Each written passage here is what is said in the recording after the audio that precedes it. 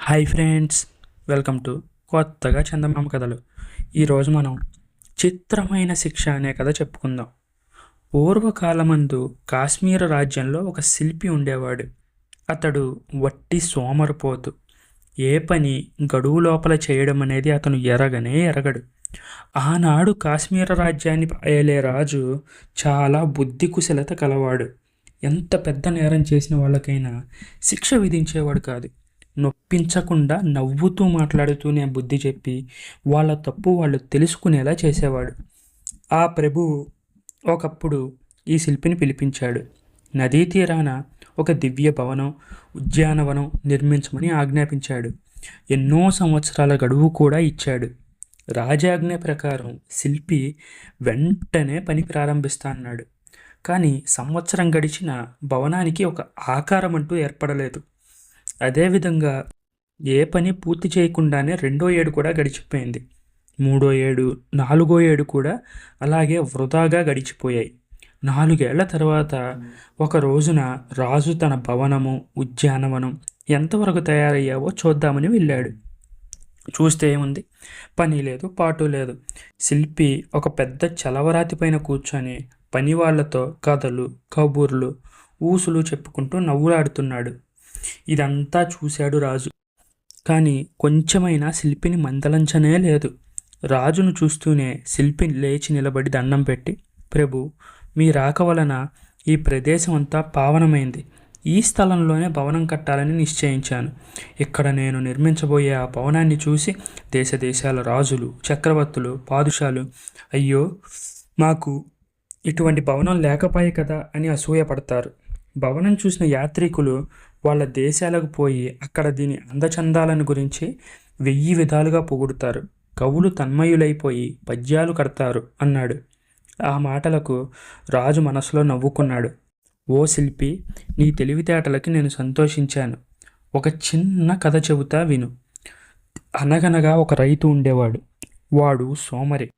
దున్నవలసిన కాలంలో భూమి దున్నకుండా, చల్లవలసిన ఋతువులో విత్తనాలు చల్లకుండా, చూడండి నా భూమి ఎంత సారవంతమైనదో అని పొగుడుకుంటూ కూర్చునేవాడట. తీరా చూస్తే ఏముంది, భూమి నిండా కలుపు చెత్త కనబడేది. చెమటోడ్చి కాయ కష్టం చేస్తే భూమి పండుతుంది, కానీ మాటలతో అవుతుందా చెప్పు? అయినా నువ్వు అలాంటి వాడివి కాదులే. నీ పని చూసి మెచ్చుకొని బహుమతి ఇద్దామని వచ్చాను. ఏది, నువ్వు నిర్మించిన భవనం చూపించు అంటూ ముందుకు అడుగులు వేయసాగాడు. రాజు తనను నిజంగానే పొగుడుతున్నాడనుకొని మురిసిపోయాడు శిల్పి.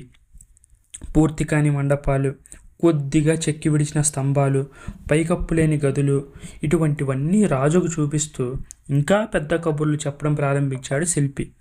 శిల్పి చెప్పిన ఈ కబుర్లు వినగానే అతని సంగతి పూర్తిగా అర్థమైపోయింది రాజుకు. ఆహా, నువ్వు ఎంత గొప్ప శిల్పివి! ఎంత త్వరగా నా భవనం నిర్మించావు! ఎంత అందంగా ఉంది ఇది! చూడడానికి 2 కన్నులు చాలవే అని స్తోత్రం చేశాడు రాజు. నిజమే అనుకొని ఉబ్బిపోయాడు శిల్పి. కొంత దూరం నడిచి వెళ్ళాక రాజు అతనితో, శిల్పి, నువ్వు నా ముందు నడుస్తూ మన భవనం యొక్క చిత్ర విచిత్రాలన్నీ నాకు వరుసగా చూపించాల్సిందే అన్నాడు. రాజాజ్ఞ ప్రకారం శిల్పి ముందు నడుస్తున్నాడు. కొంత దూరం వెళ్ళి తటాలన ఆగాడు. ఇక్కడ లోతైన కందకం ఉంది ప్రభు, మనం మరొక దారిన వెళ్ళాలి అన్నాడు శిల్పి. అందుకు రాజు, అబ్బే అలాంటిదేం లేదే, అదంతా చదునుగా కనిపిస్తూ ఉంది నాకు. ఎదుట ఒక పెద్ద భవనం కూడా కనబడుతూ ఉంది, ముందుకు నడు అని ఆజ్ఞాపించాడు. అక్కడ ఇంకా భవనం పూర్తిగా కట్టలేదని, అది లోతైన కందకం అని మళ్ళీ విన్నవించాడు శిల్పి. లేదు, నువ్వు తీర్చిదిద్దిన కాలిబాట నాకు కనిపిస్తూనే ఉంది, నడు ముందుకు అని మళ్ళీ గద్దించాడు రాజు. రాజభటులు శిల్పికి ఈటెల మొనలు చూపించి అతని వైపు కన్నెర్ర చేశారు. చావుకు భయపడి శిల్పి గబగబా ముందుకు నడిచాడు. నీళ్లతో నిండి ఉన్న కందకంలో పడ్డాడు. అతనికి ఈత రాదు. కొంతసేపు పెనుగులాడిన తర్వాత భటులు వాణ్ణి ఒడ్డుకు లాగి రక్షించారు. అప్పుడు రాజు శిల్పిని చూసి, ఎంత సదుపాయమైన స్నానవాటికి నిర్మించావయ్యా శిల్పి, ఎంత శ్రమ పడ్డావో ఇది కట్టడానికి, నీ నిపుణతకు మెచ్చాము అని మళ్ళీ స్తుతించాడు. ఆ తర్వాత రాజు శిల్పిని వెంట పెట్టుకొని మండపం చూడబోయాడు. అది అసంపూర్తిగానే ఉంది. ఎంత చక్కటి మండపం! శిల్పి అనే పేరు నీకే తగింది. ఆహా! ఆ చిలక బొమ్మలు, ఆ నెమలి నృత్యాలు, ఆ పువ్వులు, ఆ లతలు తీర్చిదిద్దినట్టున్నాయే. ఆ సింహాసనం చూడు, దగదగలాడుతూ ఎలా మెరుస్తుందో. ఇరుపక్కలా ఉండే ఆ సింహాలు జీవకళ ఉట్టిపడేలా ఎలా చెక్కావయ్యా శిల్పి. ఏది ఒకసారి నువ్వు ఆ మండపంలోని సింహాసనం మీద కూర్చొని నన్ను ఆనందపరచు అన్నాడు. ఇందుకు శిల్పి, ఇంకా మండపం తయారు కాలేదు ప్రభు. ఇప్పుడు అక్కడ సింహాసనం కూడా లేదు. ఏముంది, ఇంకో వారం కల్లా తయారు చేసేస్తా అని బదులు చెప్పాడు. ఓస్, అదేంటి, మెరుస్తున్న సింహాసనం నాకు కనబడుతుంటే అబద్ధం ఆడతావే, కూర్చో, పోయి దాని మీద కూర్చోవే అని గద్దించాడు రాజు. రాజుకు శిల్పి భయపడి సింహాసనం అమర్చవలసిన చోటుకు వెళ్ళాడు. అక్కడ గోడకి ఆనుకొని కుర్చీలో కూర్చున్నట్టే ఉంది. శిల్పి స్థితి గోడ కుర్చీ వేసినట్టుగా ఉంది. అప్పుడు రాజు, శిల్పి, నిన్ను ఆ సింహాసనంపై కూర్చోబెట్టి గౌరవించాను. ఈ గౌరవాన్ని నీవు చొప్పున మర్చిపోకుండా ఉండేందుకు ఇవాళ మధ్యాహ్నం వరకు అటు ఇటు కదలకుండా కూర్చోవాలి, తెలిసిందా అన్నాడు. ఒకవేళ శిల్పి అలా కూర్చోకపోయినట్టయితే శిక్షించడానికి 20 మంది రాజభటులు ఈటెలు పట్టుకొని సిద్ధంగా ఉన్నారు. ఫలానా శిల్పి కొత్త రాజభవనంలో సింహాసనం పైన కూర్చున్నాడట అనే వార్త నగరమంతా వ్యాపించింది. ఎక్కడెక్కడి ప్రజలు, ఉద్యోగులు తండోపతండాలుగా శిల్పిని చూడడానికి వచ్చారు. ఎటువంటి ఆధారం లేకుండా కుర్చీలో కూర్చున్నట్టుగా శిల్పి కూర్చోవడం చూసి అందరూ వింతపడి పొట్టల చెక్కలయ్యేలా నవ్వుకోసాగారు. ఆ సమయంలో రాజు మళ్ళీ అక్కడికి వచ్చి, శిల్పి, నిన్ను చూసి నేనే కాదు, రాజ్యంలోని ప్రజలందరూ మెచ్చుకున్నారు.